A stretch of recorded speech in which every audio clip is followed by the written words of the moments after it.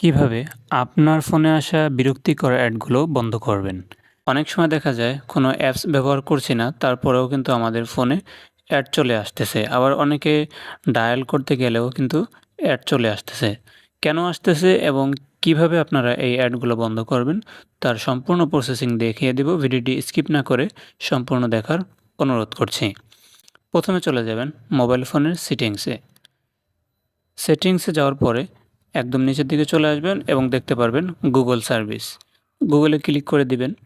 এরপর এখান থেকে অল সার্ভিসে ক্লিক করে দিবেন। অল সার্ভিসে ক্লিক করার পরে দেখতে পাচ্ছেন প্রাইভেসি অ্যান্ড সিকিউরিটির প্রথম অপশনেই রয়েছে অ্যাডস। এই অ্যাডসে ক্লিক করে দিবেন। অ্যাডসে ক্লিক করার পরে নিচের দিকে দেখতে পাবেন ডিলেট অ্যাডভার্টাইজিং আইডি। এখানে ক্লিক করবেন। এবার এখান থেকে ডিলেট অ্যাডভার্টাইজিং আইডি এখানে ক্লিক করে আইডিটি ডিলিট করে দিবেন। দ্বিতীয় যে অপশনটি রয়েছে সেটা হচ্ছে গুগল।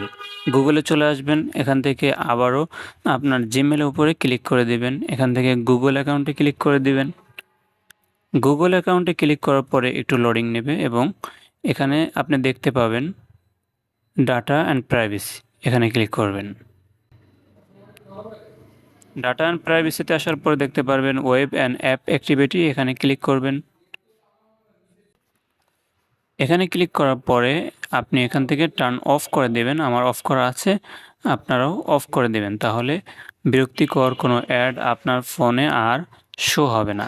ভিডিওটি ভালো লাগলে অবশ্যই লাইক কমেন্ট করবেন এবং ভিডিওটি সেভ করে রাখবেন।